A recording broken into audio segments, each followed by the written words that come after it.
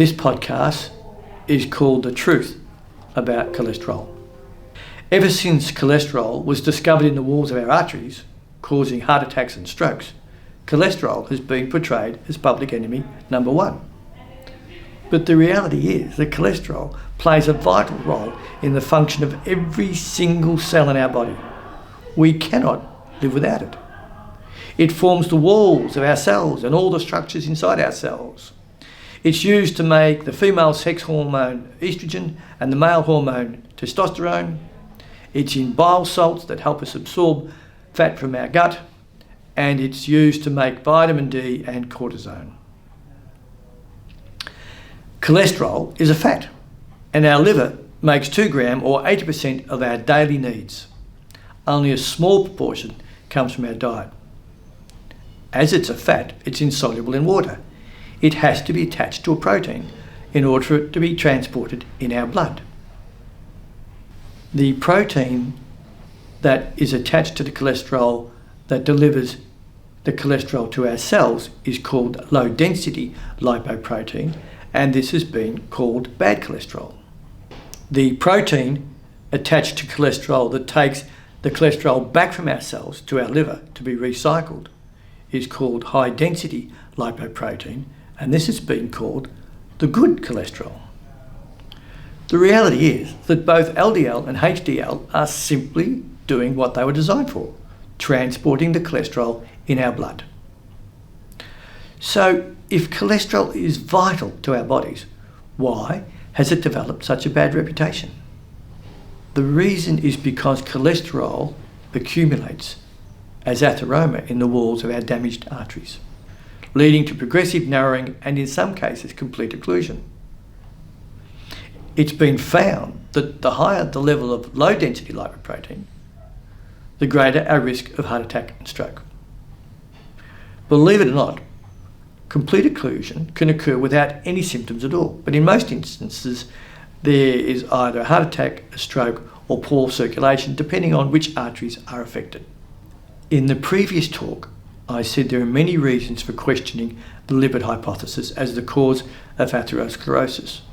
And believe it or not, the best evidence comes from Lieutenant Colonel Nikolai Anichkow himself. In 1933, he published a paper in a monograph about atherosclerosis, in which he said that it wasn't cholesterol, but it was how long we kept the rabbits alive that produced atherosclerosis that looked more like that seen in humans. Now, I'd like to quote verbatim from page 307 of that manuscript what he said.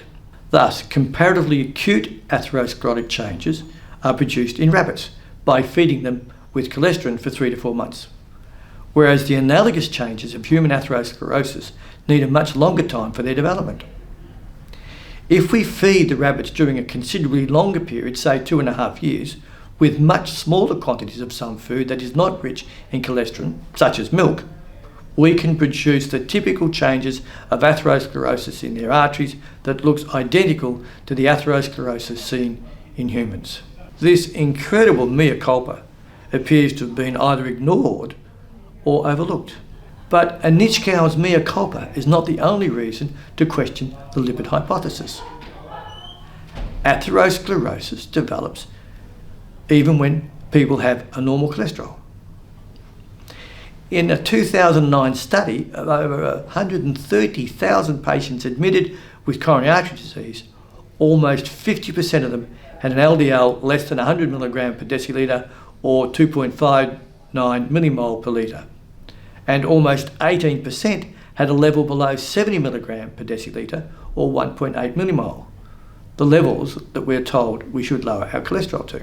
A study published in 2017 from Sydney, Australia, revealed that in 2006, 11% of heart attack victims did not have any risk factors at all.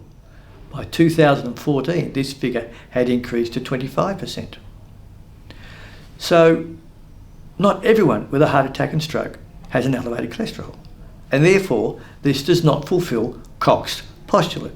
Koch's postulates were largely related to infectious diseases, but his postulate said that in order for something to be the cause of a disease, it must be present in 100% of cases. Now, I'm not saying that cholesterol doesn't accumulate in the walls of our artery, affected by atherosclerosis, nor am I saying that reducing our high cholesterol does not decrease our risk of heart attack and stroke. Both of these statements are true. What I am saying is that although cholesterol is in the walls of our arteries, affected by atherosclerosis, it cannot be the primary cause.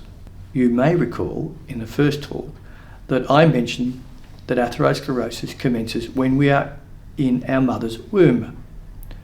The cholesterol levels at that time are very low at 1.3 to 2.5 millimole per litre. A Nitschgau study also suggested that our diet is influenced by the amount of cholesterol we eat. In 75% of us, the cholesterol is not influenced by how much we eat.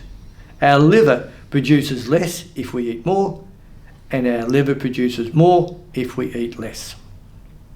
I went on the Pritikin diet for 6 months and my cholesterol did not change.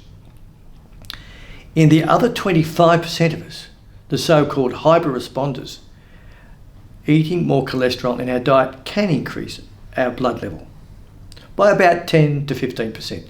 So if we had a cholesterol of 5 and we ate too much cholesterol, it would go to 5.5 to 5.75 millimole per litre.